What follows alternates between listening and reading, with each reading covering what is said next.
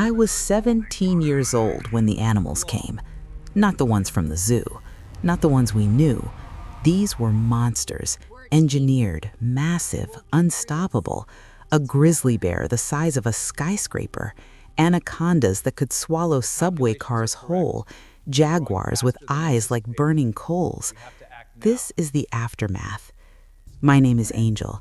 I'm 19 now, and I'm one of the survivors of the New York collapse. What you're about to hear isn't a movie. It's what happened when humanity's genetic experiments turned against us.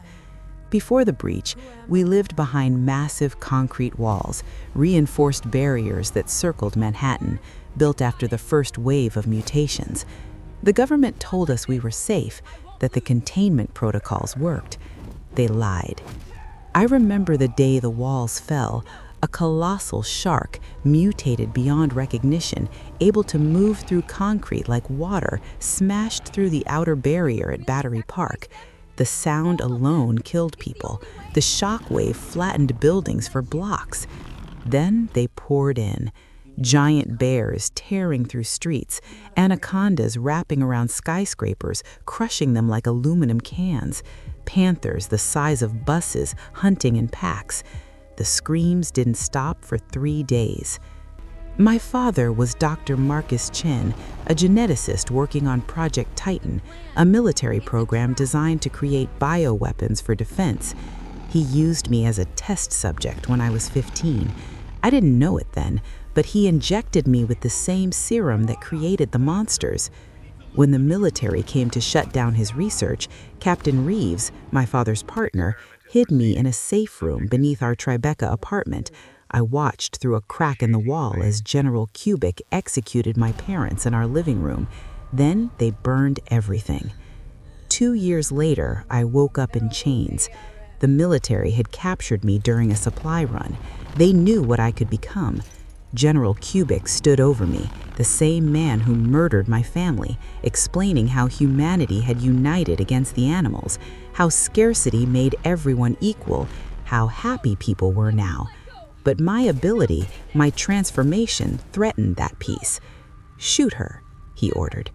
My best friend Armando stepped forward, desperate, explaining how I'd saved the entire rescue squad at the outer wall using my powers, that I could control it, that I was human. Captain Zoe agreed, though her reasons were purely scientific curiosity. She wanted to study me like a lab rat. Armando had a plan: retrieve the abandoned warhead in the agricultural zone near the outer wall, use it to seal the breach, use me to transport it. But Kubik wasn't interested in plans, he was interested in power. He accused Armando of sabotaging the previous mission, ordered both of us executed. My other friend, Mikasa, finally drew her weapon, not against the animals, but against our own military. Captain Reeves screamed for everyone to stop. He tried to explain how my transformation worked, how I maintained consciousness. Kubik shot him, point blank. Then the ceiling exploded. A massive jaguar dropped through the roof, crushing Kubik and his men. But this wasn't a mindless beast. It moved with purpose, intelligence. It grabbed me in its jaws, gently, and looked directly at Mikasa. Then it spared us. It carried me up through the shattered building and vanished into the ruins. When I woke up, I was in a white room, sterile, cold. A voice I recognized but hated, Captain Shikishima. He'd saved me from the jaguar, or so he claimed. He showed me footage from before the collapse, black and white videos of scientists injecting subjects, watching them grow, transform, lose control. Project Titan wasn't designed to protect us, it was designed to create chaos, to give the government an enemy to fight, to keep people afraid and obedient. The breach wasn't an accident, Shikishima said. Kubik opened the walls himself. He wanted me to join his rebellion, use my power to bring down the walls completely, flood the safe zones with animals, and let them destroy the military from within. "What about the people?" I asked. "They're already dead," he said. "They just don't know it yet." My team found me with Shikishima's rebels. They'd recovered the warhead, but he wanted it for himself, not to seal the wall, but to destroy the inner barriers. I refused. I remembered every face I'd lost, every scream, every body. Shikishima attacked me. I couldn't land a single hit. He was faster, stronger, trained. When he kicked Mikasa aside, something inside me snapped. I tried again, and he humiliated me every time. Armando created a distraction, threatened to blow us all up with a homemade detonator. Sanchez fired his grappling hook at a stone tower, and as Shikishima's rebels opened fire, Sanchez pulled with everything he had. The tower collapsed onto the explosive truck. Sanchez died, covering our escape, but Shikishima survived. He stabbed himself with a blade coated in the serum. Bone armor erupted from his back. Purple energy swallowed him whole. He transformed into an armored bear, massive, plated, unstoppable. The same creature that had taken me before, the same one that killed Captain Reeves. We fought him as a unit. Sasha fired explosive arrows into his eyes.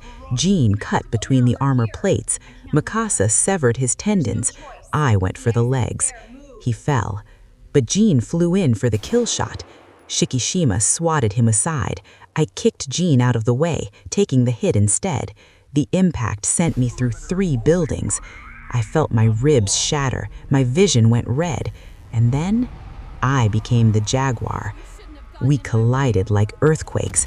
His armor deflected my claws, that I grabbed a helicopter blade from the rubble and drove it through his chest. I gathered every ounce of strength and kneed him into a building. He collapsed. I roared. We'd won. I carried the warhead up the wall, my team following with grappling hooks. My consciousness was fading, the transformation draining me. Mikasa cut me out of the creature's nape, whispering promises about the ocean, about freedom. I remembered. I woke up. We placed the warhead in the breach. 5-minute timer. Then Cubic appeared, alive, mangled but alive. He tried to bribe us, begged us to leave the wall broken. The people need confinement to be happy, he said. Armando took a bullet to the chest. Sasha put 7 arrows in Cubic's back, and then he transformed. The shark, the same colossal shark that broke the outer wall 2 years ago, that started everything. Jean attacked. A single swipe killed him instantly. Zoe fired a missile, buying us seconds. I flew at Cubic, climbing his massive form, reaching for his weak spot. The timer hit 0.